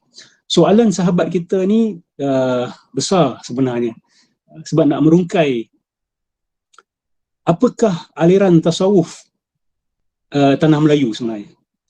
Adakah ia itu tasawuf sunni ataupun tasawuf falsafi? Adakah dia tariqah Ghazaliyah ataupun tariqah Akbariyah, yakni Ibn Arabi? Jadi hakikatnya berlaku pergolutan sejak daripada awal. Pergolutan antara tasawuf sunni dengan tasawuf wahdatul wujud Ibn Arabi Akbari. Kita lihat sanad ulama-ulama Melayu ramai, khususnya di Malaysia, ramai, bukan saja di Malaysia, bahkan di Indonesia juga. Kita boleh rujuk kepada tulisan Azumardi Azra, ilmuwan daripada Indonesia, yang menceritakan susur galur ilmuwan-ilmuwan Nusantara ini, sanad mereka.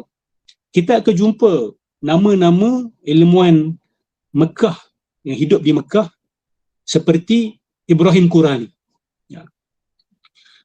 Ibrahim Qurani ni kita akan jumpa nama dia dalam sanad ulama-ulama Melayu. Sanad hadis ke, sanad tasawuf ke, ada Ibrahim Qurani ni.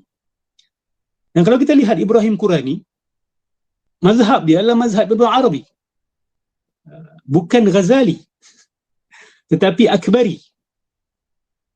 Sehingga Syekh Zahid Al-Kautsari daripada Turki menjelaskan bahawa Ibrahim Qurani ini dia menggabungkan akidah Hasyawiyah, akidah Ittihad, akidah Hulul. Dan siapa dalam sejarah Islam yang menggabungkan akidah-akidah ini? Tidak lain tidak bukan adalah Ibn Arabi. Dia menjadi masalah apabila ada pihak-pihak, ada sebahagian ilmuwan di tanah Melayu yang cuba menggabungkan tasawuf Al-Ghazali dengan tasawuf Ibn Arabi. Bahkan mengatakan bahawa jalan kedua-dua ini sama. Ini punca kekeliruan ini. Kita boleh sebut, ini saya bersandarkan kepada pandangan Profesor Abdul Fattah Harun, ilmuwan Malaysia yang banyak membongkar aliran batiniah di tanah Melayu ini. Dia mengatakan kitab Sairus Salikin, Sairus Salikin yang ditulis oleh Abdul Samad Al-Palimbangi, buku itu mendakwa sebagai terjemahan kepada kitab Ihya Ulumuddin oleh Al-Ghazali. Tetapi apabila diteliti dan diperiksa, di dalam kitab Sairus Salikin ini terdapat unsur-unsur wahdatul wujud, bukan wahdatul syuhud. Jalan Al-Ghazali wahdatul syuhud. Minta maaf bagi sahabat-sahabat yang tak familiar, nanti insya-Allah bila senang nanti saya buka benda ni lagi. Tapi sahabat kita ni dah bertanya, maka saya perjelaskan. Saya tunaikan hak dia. Jalan Al-Ghazali wahdatul syuhud, tetapi didakwa oleh Abdul Samad Al-Palimbangi sebagai jalan wahdatul wujud juga. Maka di dalam Sairus Salikin kita jumpa perbahasan berkenaan dengan martabat martabat kewujudan yang tak ada di dalam kitab Al-Ghazali. Martabat kewujudan ni macam martabat 7 lah, daripada ahadiyah, wahdah, wahidiyah, sehinggalah sampai kepada alamul insan. Dan bahawa kita semua ni adalah jelmaan-jelmaan Tuhan pada dataran-dataran yang tertentu. Sudah tentu ada usaha untuk mengsunnikan teori itu. Itulah sebenarnya yang mendatangkan kekeliruan yang begitu besar, yang nak cuba gabungkan aliran ini. Al-Ghazali nak digabungkan dengan aliran Akbari, sehingga orang hari ini jadi confused, orang jadi keliru. Lihat kepada terma wahdatul wujud saja orang dah keliru. Wahdatul wujud ni apa ke benda? Apa sebenarnya wahdatul wujud ni?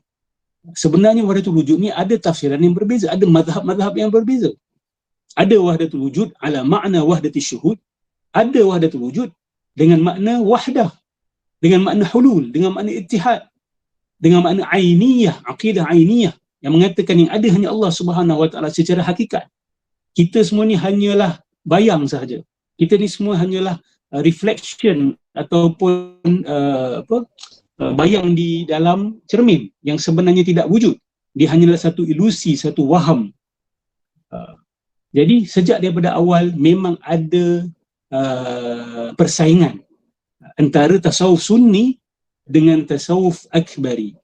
Dan sahabat-sahabat di Indonesia saya lebih faham lah apa yang berlaku di kalangan wali-wali Songo. Itu juga perbahasannya, itu juga persaingannya. Kenapa Syekh Siti Jenar itu dianggap sebagai sesat? Kerana kalau kita lihat kata-kata beliau lebih menjurus kepada akidah Ibn Arabi. Sedangkan wali-wali Songo yang lain pula kita lihat ke arah wahdatul syuhud, ke arah tasawuf Imam Al-Ghazali yang saya mengklasifikasikan sebagai tasawuf sunni, bersesuaian dengan akidah Ahli Sunnah wal Jamaah, bersesuaian dengan Al-Quran dan Sunnah Rasulullah Sallallahu Alaihi Wasallam. Jadi itu sedikit sebanyak apa yang saya faham berkenaan dengan polemik ini.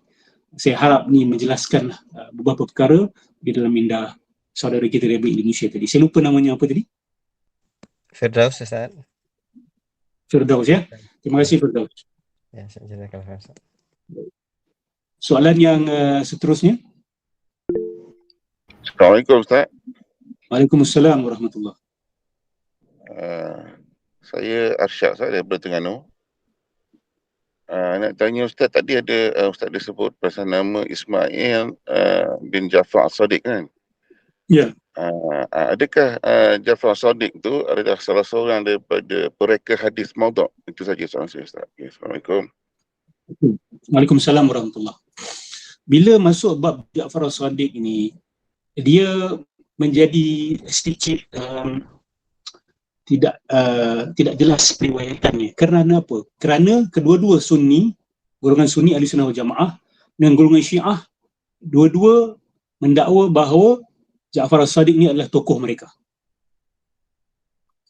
Syiah bukan sekadar tokoh, dia salah seorang imam mereka, dan kita tahu makam imam di dalam Syiah ni dia macam makam wali kutub dalam sebahagian tarikat tasawuf, iaitu diorang ni adalah jelmaan kepada Tuhan. Walaupun golongan Sufi rata-rata menafikan, bila mereka nafi maksudnya mereka tidak tahu.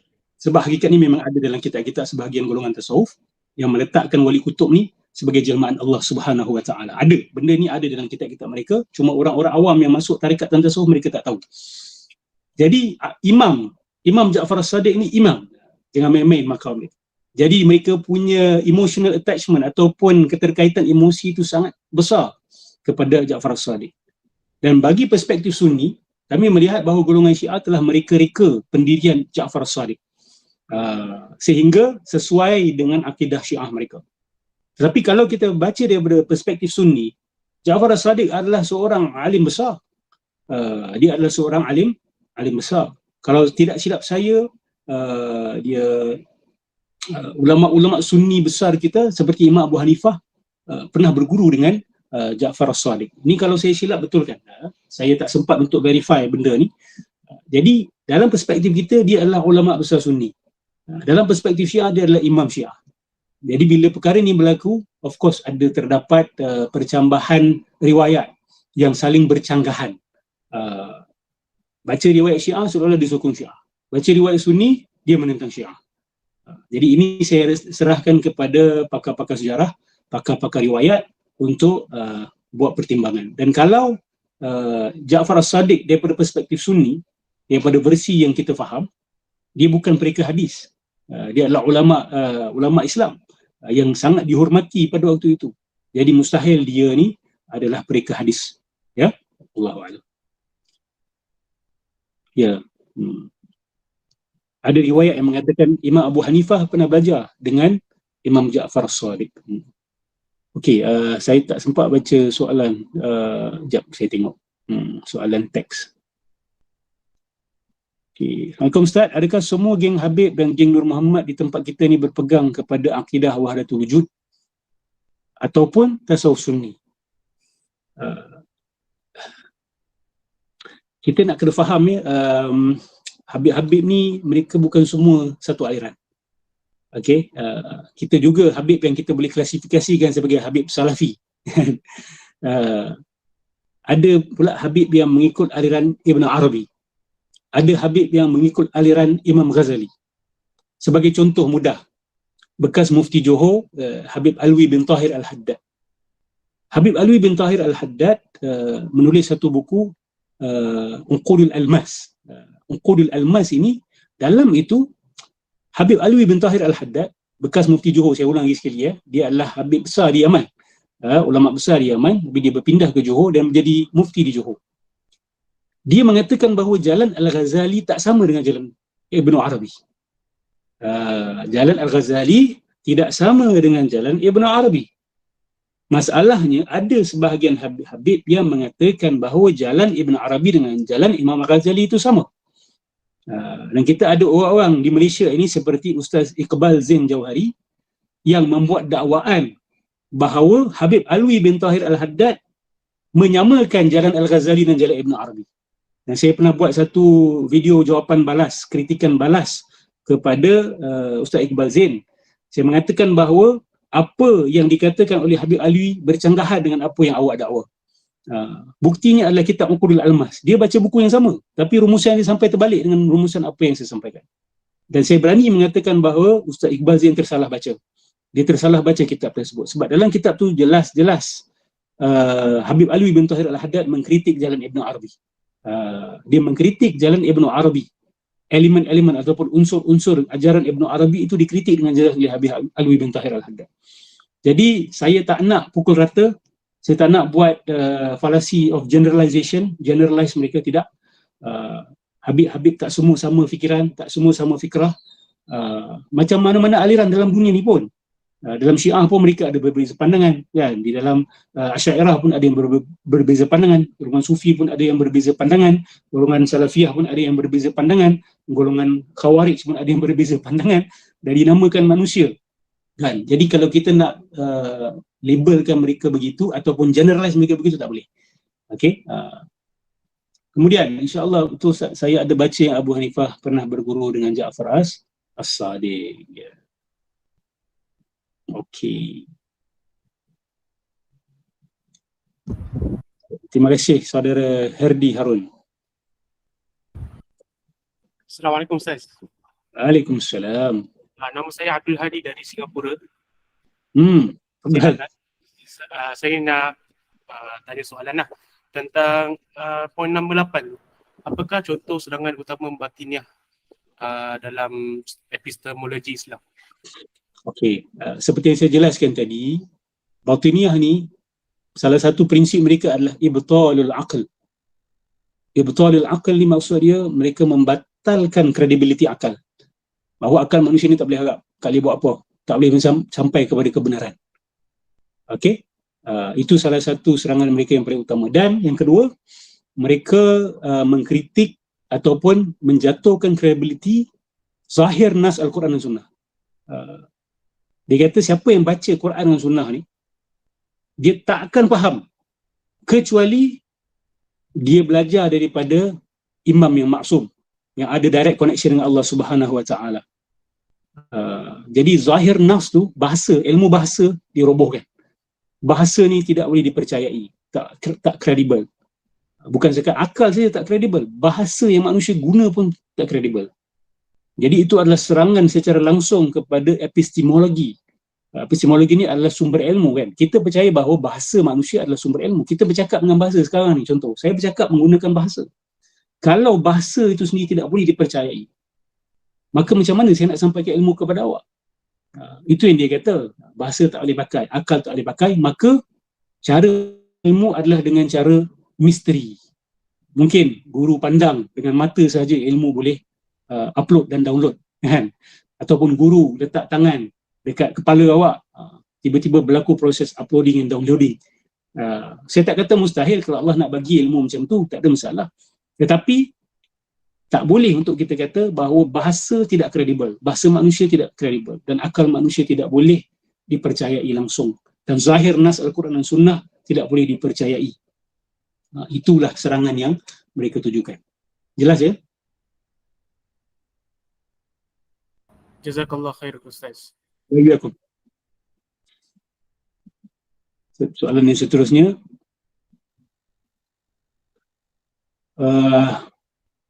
Mengapa Syiah terlalu mengagungkan Sayyidina Ali radhiyallahu anhu ataupun karamallahu wajhah? Besar nak jawab soalan ni. Okey. Antara punca utama mereka mengagungkan Sayyidina Ali adalah kerana Sayyidina Ali adalah suami kepada anak Rasulullah sallallahu alaihi wasallam. Dan Sayyidina Ali adalah daripada keluarga Nabi. Walaupun tanpa berlaku proses perkahwinan pun Sayyidina Ali dikira sebagai Bani Hashim. Kan, termasuk dalam Bani Hashim. Jadi kita tak boleh nafikan memang ada manusia ni tak dapat dipisahkan daripada kecintaan kepada keturunan. Betul taksub cerita lain. Tetapi bila kita sayang seseorang, kita akan sayang keturunan dia sekali. Kita akan biasanya sayang anak-anak dia. Kita akan sayang cucu dia. Khususnya bila kita sayang Nabi SAW. Jadi secara automatik Sayyidina Ali ni ada position yang special. Sebab dia bukan saja kahwin, dia juga ada pertalian darah dengan Rasulullah SAW sebelum dia kahwin dengan Sayyidatina Fatimah sekalipun. Okay. Dan antara ini kita boleh kata juga sebagai ada feud lah. Feud ni macam okay. Dalam satu kabilah ni dia ada pecahan-pecahan dia. Ada yang pakar politik, ada yang pakar perkara lain. Jadi bila ada kepakaran-kepakaran yang berbeza ni, dan ada pula penyokong-penyokong yang menganggap bahawa ketua mereka ni pakar dalam semua bidang, di situ berlaku konflik. Bila kita dah sayang satu tokoh, kita akan anggap dia sempurna, kita anggap dia pakar dalam segala perkara. Bila ada orang lain mencabar dia punya takhta, mencabar dia punya position seperti yang kita harap dan seperti yang kita faham, maka di situ akan berlaku ketegangan. Kita lihat dalam sejarah Muawiyah dan Abu Sufyan, mereka ni ada kemampuan berpolitik yang lebih hebat. Dia ni memang ada politician punya skill berbanding dengan kalau kita lihat yang lain-lain. Saya tidak mahu merendahkan yang lain-lain, tidak, tapi kita kena akui benda ni. Tak semua sahabat Nabi SAW sama bidang kepakaran ni. Kita lihat berlaku pembunuhan Sayyidina Hussein, dan kita lihat bagaimana Sayyidina Hasan tak mau lagi berlawan dengan oponan dia, sebab dia tahu kalau dia lawan akan berlaku pertumpahan darah. Jadi dia tarik diri daripada that political competition pada waktu itu. Bila kita baca sejarah awal tu, kita akan lihat siapa yang ada kemampuan berpolitik yang lebih, kita kata cunning, lebih cunning. Jadi bila sebahagian pihak menggunakan mereka punya kecerdikan dan kebijaksanaan tu, dan penyokong belah sini pula lihat ketua dia tidak dipilih, maka emosi itu semakin bertambah dan berlaku pula kejadian tragedi apa yang diberlakukan oleh Yazid. Berlaku perkara itu. Saya tak katalah Yazid ni terus 100% jahat, sebab ada ulama-ulama kita yang juga mempertahankan dia. Cuma tragedi itu kita tak dapat nafikan berlaku. Bila berlaku tragedi, bila berlaku pertumpahan darah, emosi makin berganda-ganda. Bila emosi dah berganda, manusia akan menjadi taksub dan tidak boleh lagi berfikir. Maaflah saya jawab dengan jawapan yang begitu panjang sebab benda ni tak mudah nak jawab. Dia banyak sensitive point. Silap tentu aja habis. Okay. Jadi saya mohon maaf kalau soalan jawapan saya ni tidak berapa jelas. Okey, daripada Rizwan Rahmat. Assalamualaikum Ustaz, boleh saya tahu adakah kitab Mishkatul Anwar itu benar-benar kitab Imam Al-Ghazali dan adakah ia berkaitan dengan Nur Muhammad? Saya tidak melihat masalah untuk dinisbahkan Mishkatul Anwar kepada Al-Imam Al-Ghazali. Memang ada beberapa statement dalam kitab Imam Al-Ghazali ini yang buat kita pause kejap. macam alamak, macam ada yang tak kena. Okay. Khususnya apabila dia kata orang-orang yang dah sampai makam yang paling tinggi, dia akan tahu bahawa yang wujud hanya Allah Subhanahu Wa Taala. Okey. Tapi kenyataan itu pun sebenarnya boleh ditafsirkan dengan perspektif wahdatus syuhud. Wahdatus syuhud ni apa? Okay. Bagi saya waktu sikit untuk saya jelaskan. Wahdatus syuhud ni, wahdah ni apa? Keesaan, kesatuan. Syuhud ni perhatian ataupun pandangan, penyaksian. Bila kita ni bercinta kan, bila kita bercinta dengan kecintaan yang begitu luar biasa, kadang kita punya pandangan ni, kita dah tak nampak benda lain dah. Semua benda yang kita lihat ni mengingatkan kita kepada kekasih kita. Ini bukan benda yang luar biasa. Siapa yang pernah bercinta ataupun yang pernah kematian orang tersayang, yang pernah grieving, kematian anak contoh, katalah anak meninggal hari itu, perkara berlaku sekeliling awak, kadang awak terlupa pandang. Orang kenamaan datang rumah awak pun kadang awak tak perasan. Orang yang awak hormati kadang datang pun awak tak perasan. Sebab awak punya minda dah jadi hyper fokus kepada kesedihan awak, kepada kehilangan anak awak. Jadi pada waktu itu awak dah ada wahdatus syuhud. Awak punya minda ni hanya melihat anak awak saja, mengingatkan anak awak saja. Kalau benda ni boleh berlaku kepada manusia dengan manusia, dia tak mustahil berlaku antara manusia dengan Allah. Orang yang betul-betul dalam kecintaan dia kepada Allah, dia kadang tak boleh berfikir selain Allah Subhanahu Wa Taala. Dia nak ingat orang lain tak boleh. Dia kadang nak makan, nak minum, nak bekerja, dia ingat Allah Subhanahu Wa Taala. Dia ingat Allah, dia ingat Allah. Dia tengok matahari, dia ingat Allah. Dia tengok pokok, dia lihat Allah. Dia tengok kucing, dia lihat Allah. Ini adalah satu pengalaman yang manis. Tetapi itu hanyalah persepsi. Bila dia lihat pokok, dia ingat Allah. Bila dia lihat matahari, dia ingat. Bukan pokok tu jadi Allah. Bukan matahari tu jadi Allah. Macam orang bercinta, nampak selipar kekasih pun nampak kekasih. Bukan selipar tu jadi kekasih kita. Bukan macam tu. Bab ni kena faham. Itu wahdatus syuhud. Bukan mengatakan semua adalah Allah. Tidak. Cuma apa benda yang mereka lihat, mereka teringat kekasih mereka. Mereka teringat Allah Subhanahu Wa Taala. Itu wahdatus syuhud. Dan kami faham itulah sebenarnya yang disampaikan dalam Mishkatul Anwar. Tetapi ada satu lagi mazhab dia panggil wahdatul wujud. Wahdatul wujud ni cerita lain. Dia mengatakan bahawa yang ada hanya Allah Subhanahu Wa Taala. Memang betul. Awak tengok pokok, pokok ni jelmaan Allah. Awak tengok matahari, matahari ni jelmaan Allah. Kerana yang ada hanya dia. Bagaikan ombak dengan lautan. Yang ada hanya laut. Nampak macam ada ombak. Nampak macam ombak ni berbeza dengan ombak yang lain. Tapi ombak tu hakikatnya adalah laut juga. Itu yang dia orang sampaikan. Itu wahdatul wujud. Yang ada hanya Tuhan secara hakikat, secara hakiki, sebenar-benarnya. Kita ni tak wujud. Kita ni hanya bagaikan gambaran dalam cermin. Ada tapi sebenarnya tidak ada. Okey. Jadi Imam Ghazali ni Mishkatul Anwar, kalau kita baca dengan teliti, dia sebenarnya membuat berwahdatus syuhud. Tetapi ada kalang-kalang Imam Ghazali yang macam dia terlari sikit daripada wahdatus syuhud. Tetapi tak banyak. Kebanyakan kalam-kalamnya sesuai dengan wahdatus syuhud. Ada banyak lagi lah saya boleh buka pasal isu ni. Tetapi okeylah, last point. Sebenarnya ada kalam-kalam yang macam pelik sikit di dalam kitab Mishkatul Anwar itu, yang dikritik oleh siapa tau? Dikritik oleh murid Imam Al-Ghazali sendiri, iaitu Abu Bakar Ibn Al-Arabi. Ini bukan Ibn Arabi Sufi tu, bukan Ini bukan Ibn Arabi Al-Hatimi yang tulis Futuhat Makkiyah tu, bukan. Tapi ini Abu Bakar Ibn Al-Arabi, Al-Qadi Abu Bakar Ibn Al-Arabi, anak murid Imam Al-Ghazali, seorang ulama hadis, ulama kalam yang terkenal, ulama akidah yang terkenal, ulama fiqh juga. Dia ada position dalam fiqh juga. Dia mengkritik beberapa kalam-kalam Imam Al-Ghazali yang pada pandangan dia macam tergelincir sedikit. Sebab wahdatus syuhud ni memang senang untuk tergelincir kepada wahdatul wujud. Sebab tu kita kena teliti.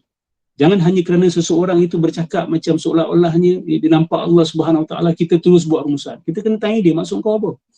Dia tengah mabuk cinta ke? Dia tengah apa ke? Kan? Dia tengah kerinduan kepada Allah Subhanahu Wa Taala, dia tengah angau dengan Allah Subhanahu Wa Taala ke? Atau dia bercakap sebagai satu kenyataan akidah, as a statement of theology, as a statement of fact. Kalau dia cakap sebagai statement of fact macam Ibn Arabi yang Sufi tu, maka itu akidah kufur. Tapi kalau dia bercakap dalam bahasa kiasan orang yang bercinta, kita jangan cepat-cepat menuduh. Begitulah. Nak baca kitab Imam Ghazali ni, awak nak kena teliti sikit. Kita nak kena faham mereka punya keadaan dan mereka punya perjalanan. Okey, wallahu alam. Saudara Zaim, nak ambil lagi satu soalan ataupun dia berhenti macam ni? Satu lagi last Ustaz. Ustaz, apakah gambaran awal rangka-rangka dalam kitab Fadaih ini? Okey. Bagi sebenarnya kitab Fadaih ini saya tak pasti sudah diterjemahkan ke dalam bahasa Melayu. Dalam bahasa Inggeris sudah diterjemahkan. Rangka-rangka utamanya adalah Imam Ghazali menceritakan berkenaan dengan nama-nama yang berbeza. Kan? Kemudian Imam Ghazali akan masuk kepada kenapa batiniah ni timbul. Dia nak apa sebenarnya? Itu saya akan ceritakanlah dalam sesi yang akan datang nanti. Apa motif batiniah ni? Dan apa faktor-faktor yang menyebabkan batiniah ni timbul? Kemudian Imam Ghazali menceritakan berkenaan dengan strategi gerakan batiniah ni. Macam mana dia rekrut orang? Macam mana dia indoktrinasi manusia? Macam mana dia sell dia punya ideas sampai orang percaya dan orang terima? Kemudian Imam Ghazali juga menceritakan berkenaan dengan orang-orang yang macam mana yang senang menjadi mangsa kepada geng batiniah ni. So Imam Ghazali bercakap dari macam-macam perspektif dia. Perspektif sejarah, perspektif akidah, psikologi, sosiologi, kan, di perspektif cult mentality, macam mana kultus-kultus ini mempengaruhi orang, strategi-strategi dakwah mereka.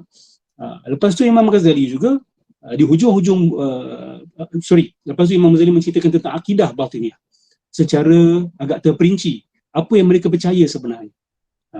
Kemudian di hujung-hujung buku ini Imam Ghazali menceritakan ataupun membuktikan bahawa sebagai orang yang bermazhab Ahlussunnah wal Jamaah, umat Islam patut menyokong Sultan Al-Mustazhir Billah. Sebab waktu itu tengah bergaduh dengan Empire Fatimiyah di Mesir. Dan Fatimiyah nak angkat Mustansir Billah. Al-Mustansir Billah ni akidah ada batiniah, Syiah Ismailiyah. Jadi Imam Ghazali terpaksa buat kempen politik sekali. Ni sebab tu saya tak berapa berkenan dengan orang kata ulama ni jangan bercakap politik langsung. Tak boleh. Dalam keadaan tertentu, kalau tidak ada kuasa politik, agama akan terganggu. Sebab tu Imam Al-Ghazali sampai terpaksa buat kempen politik. Di dalam kitab ini ada kempen politik. Dia mengangkat Sultan Al-Mustazhir Billah sebagai calon yang lebih patut umat Islam angkat berbanding Al-Mustansir. Kerana Al-Mustansir ini akidahnya akidah batiniah. So Imam Ghazali argue kenapa memilih Al-Mustazhir Billah ini lebih selari dengan Al-Quran dan Sunnah Nabi SAW. Dan Imam Ghazali juga membuat perbandingan falsafah kepimpinan antara batiniah dengan Ahlussunnah wal Jamaah. Batiniah percaya bahawa imam dia itu bukan manusia yang pilih. Tak ada voting-voting, kan? Tidak ada Saqifah Bani Sa'idah, kan? Sahabat Nabi berkumpul pilih secara majoriti. Tak ada macam tu. Semua Allah yang pilih. Allah saja yang boleh tentukan siapa jadi imam. Tapi Ahlussunnah wal Jamaah tidak berpegang macam tu. Kita percaya bahawa Sayyidina Abu Bakar As-Siddiq, Sayyidina Umar, Sayyidina Uthman, Sayyidina Ali, semua tu berlaku proses ijtihad. Para sahabat berijtihad memilih siapa ketua yang paling layak. Mereka tak pernah dakwa dapat wahyu daripada Allah Subhanahu Wa Taala bahawa Allah mewahyukan kepada kami Sayyidina Abu Bakar yang paling layak jadi khalifah. Tak ada. Itu ijtihad para sahabat. Itu ijtihad para sahabat Nabi berdasarkan pemerhatian mereka kepada bagaimana Rasulullah SAW berinteraksi dengan empat khalifah tersebut. Kemudian mereka berijtihad. Nampak tak? Falsafah memilih ketua pun dah berbeza. Dia orang Allah tentukan. Kita boleh berlaku ijtihad dalam pemilihan ketua. Itulah sedikit sebanyak snapshot apa yang ada dalam kitab ni. Wallahu a'lam, saya harap bermanfaat. Macam-macam juga kita bahas malam ni. Ya, bagi yang mungkin baru-baru pertama kali dengar mungkin boleh pening juga kepala. Tetapi as you go deeper, awak akan perasan bahawa isu ni sentral sebenarnya dalam perihal keagamaan kita di tanah Melayu ni. Dia sebenarnya central issue yang orang duk debat pasal ialah isu kuburiyah, kan, isu melampau dengan syekh-syekh mereka, isu ta'assub, isu bid'ah, isu khurafat. Kalau awak perasan, dia ada akarnya pada akidah batiniah. Jadi saya berharap awak bersabar sedikit. Kita bertemu pada bulan yang akan datang. Banyak perkara lagi saya nak berkongsi dengan sahabat-sahabat semua. Kalau saya ada sampaikan perkara yang silap, tolong betulkan, ya, sampaikan kepada teratak hadis untuk betulkan kesilapan. Kalau awak berminat untuk meneruskan kajian, dipersilakan. Itu adalah yang terbaik. Wallahu a'lam bishawab. Saya ucapkan terima kasih kepada saudara Zaim menjadi host pada malam ini. Dan saya ucapkan terima kasih sekali lagi kepada teratak hadis dan semua sahabat-sahabat hadirin hadirat yang bersabar sehingga ke hujung majlis. Terima kasih. Assalamualaikum warahmatullahi taala wabarakatuh. Saya serahkan kembali kepada saudara Zaim. Waalaikumsalam warahmatullahi wabarakatuh. Terima kasih Ustaz. Untuk kelas akan datang kita sambung tengok jadual minggu Ya. depan.